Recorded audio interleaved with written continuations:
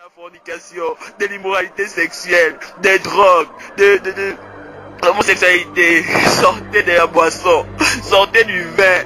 Le vin que tu bois sur la terre là te rattrape en enfer, mais ce n'est plus le vin que tu boiras là-bas, c'est de l'acide. C'est de l'acide qui va brûler tout ton corps. Pardon, je vous en prie, ne voulez pas oublier ce message. Asseyez-vous, écoutez-le bien. Écoutez-le bien et changez de vie. Écoutez-le bien et suivez le Seigneur. Suivez la voix du Seigneur. Écoutez-le bien. Saisissez la grâce de Dieu. Peut-être que c'est la dernière opportunité qu'il nous donne. Le plus difficile, ce ne sera pas de mourir. Ce ne sera pas de voir quelqu'un d'entre nous être détaché de nous, mais de savoir où tu iras. Il y a deux lieux de destination. Quel sera ton lieu de destination? Si Jésus revient à l'instant où je suis en train de parler, ou si la mort te prend à l'instant où je suis en train de parler, quel est ton lieu de destination? Par rapport à tout ce que tu poses comme action, tu n'as même pas le temps de demander pardon à Dieu. Toi tu es dans le vin, mais tu rentres ivre le matin, la nuit. Le matin tu t'élèves, tu repars dans tes occupations. Même pardon ne sort pas de ta bouche. Toi tu es là, c'est toi qui connais toutes les femmes du quartier. Shalom, shalom, peuple de Dieu. Aujourd'hui je vais vous transmettre la révélation du 18 novembre 2020. Donc il était 15h40 quand je venais de terminer la prière. Et j'attendais en fait ce que le Seigneur allait me dire en retour. Et c'est alors qu'il a commencé à me parler. Alors que j'étais donc assise dans ma chambre. Et voici ses propos.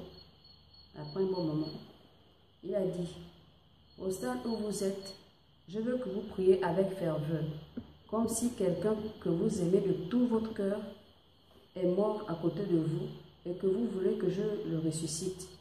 Même s'il s'agit des prières de supplication, faites-le de telle sorte à être accablé, comme la nuit où je devais être arrêté. Je priais, je suppliais le Père.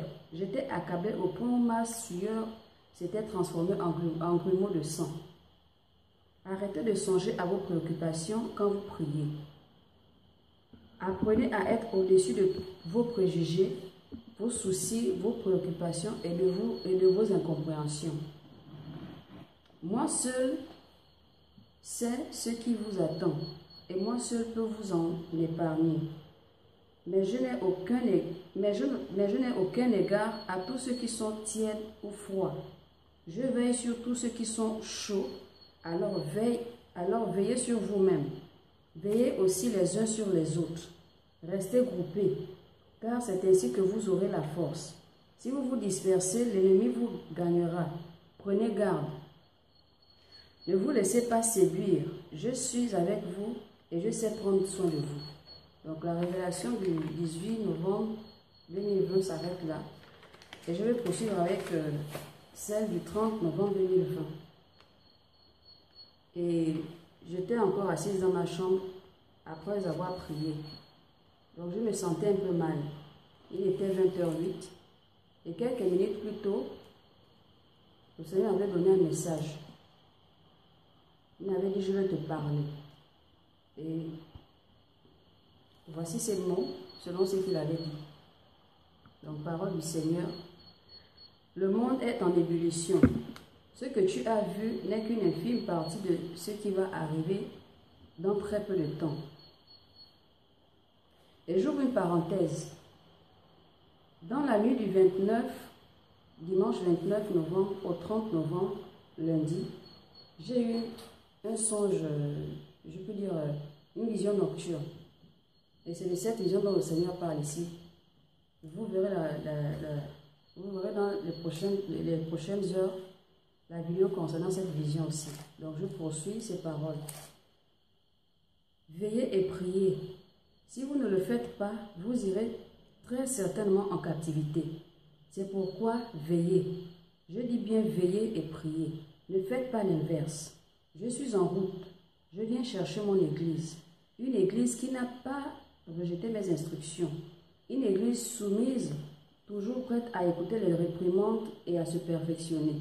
Une église douce, fidèle et obéissante à mes recommandations. Ne vous laissez pas tromper par le malin. Il a mis trop de stratégies autour de vous pour vous piéger. Si vous ne restez pas très proche de moi, vous allez vous perdre. Ne vous croyez pas plus intelligent que le diable ou de moi-même. Je sais d'avance ce que vous allez penser bien avant même que cela arrive. Je peux anticiper vos pensées car je les connais d'avance. Mais le diable ne contrôle rien que les pensées qu'il vous injecte lui-même. Celle dont lui-même est l'auteur. Je vais terminer avec la troisième révélation. C'était la révélation au cours de la veillée de prière du vendredi 5 décembre 2020. Il était minuit 15 minutes. Et donc pendant que le pasteur était en train d'exhorter pendant cette veillée de prière, le Seigneur me montrait quelque chose de très délicat. Donc il est souhaitable que nous fassions large diffusion pour que chacun puisse intercéder afin de déjouer les pièges de l'ennemi. Donc dans cette révélation, il y avait des satanistes autour d'une table ronde dans une pièce noire. La table était noire et ils étaient aussi vêtus des robes noires qui avaient des capes noires. Et pendant qu'ils étaient en concertation, donc ils étaient en train de s'interroger sur la question des chrétiens. Comment vaincre définitivement les chrétiens? Comment les éradiquer complètement de la surface de la terre? Et comment faire en sorte de les déconnecter complètement du Seigneur, de telle sorte qu'il n'y ait plus cette intimité, cette transition entre le Seigneur et les chrétiens en fait. Et c'est alors qu'ils n'ont pas trouvé de solution. Donc ils ont fait des incantations. À l'issue de ces incantations, il y a 3 démons qui sont apparus. Donc ils sont sortis de la table comme ça, comme une vapeur. Ensuite, ils ont pris la forme à tour de rôle. Le premier démon que j'ai vu au cours de cette réunion-là, donc le premier démon que j'ai vu au cours de cette réunion, il avait l'aspect d'un animal, donc comme un fauve en fait. Vous voyez un peu comme l'animal qui joue le rôle de la belle et la bête. La bête en fait. La bête qui est dans ce dessin animé. Il était exactement comme ça, mais de couleur noire. Vraiment très horrible. Le pelage était noir. Et donc lorsqu'il est apparu, les satanistes lui ont posé comme question: que peux-tu faire pour participer au projet? Le projet qui vise à détruire les chrétiens. Et le démon a répondu: j'apporterai le sommeil spirituel. Je ne vais pas les empêcher d'aller à leur réunion de prière. Ainsi, ils iront toujours à leur réunion de prière, mais je volerai leur temps de prière, de méditation et de consécration au juste. Ils ne s'apercevront pas qu'ils sont déjà tièdes. Et c'est alors qu'ils ont dit: ok, ton plan est parfait, mais il nous faut encore plus.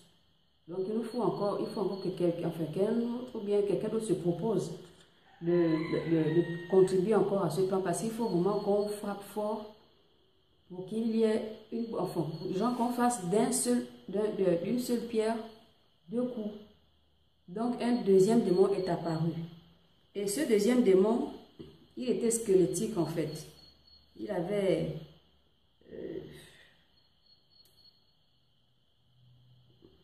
il était squelettique, comme vous voyez un peu le squelette en fait, vraiment squelettique, identique, pareil comme le squelette.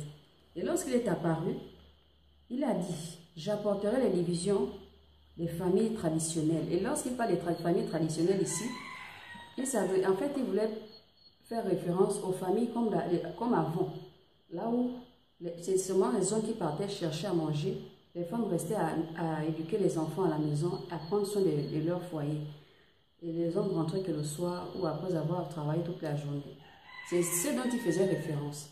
Donc il disait: j'apporterai les divisions des familles traditionnelles par le travail, de telle sorte que l'homme et la femme travailleront et les enfants seront livrés à eux-mêmes. Ainsi nous détruirons leur avenir. Et ils ont dit: c'est parfait. C'est comme ça qu'un troisième démon est arrivé. Ce troisième démon-là, il était vraiment plus redoutable que les 2 premiers. Celui-là, il avait 4 têtes carrément. Donc il avait 4 têtes et sur chacune de ces têtes, il y avait 2 cornes. Et chaque 2 cornes et des crocs, comme vous voyez un peu les dents du bulldog là, le chien qu'on appelle le bulldog, il avait les crocs. Et hormis ça, chaque tête avait 2 yeux, mais un troisième œil au milieu. Donc vous voyez un peu comment il était très redoutable. Et lorsqu'il est apparu, il a dit: Je vais combattre l'ange qui est chargé d'apporter les révélations vraies, pures, issues de leur Bible. Et lorsque je vaincrai, je m'installerai et je les dérouterai par les fausses révélations. Et les satanistes lui ont demandé, mais comment feras-tu pour y arriver? Il leur a répondu, en cherchant les portes ouvertes dans les vies de ces gens. Une fois que je trouve même une seule porte ouverte, j'entre et je jette le péché. Et l'ange des révélations du juste a horreur du péché, tout comme tous les autres anges qui sont restés fidèles au juste. Donc, voilà ce que j'avais à partager avec vous, frères et sœurs, dans l'espoir que nous tous nous puissions intercéder chacun de son côté, parce que ça concerne l'Église en général, donc le corps du Christ, l'Église avec un gros E majuscule, le corps du Christ. Donc, pour terminer, j'aimerais que chacun puisse se concentrer, que chacun puisse revoir sa position face au Seigneur et intercéder afin de déjouer le plan de l'ennemi, parce que le Seigneur ne révèle rien pour rien.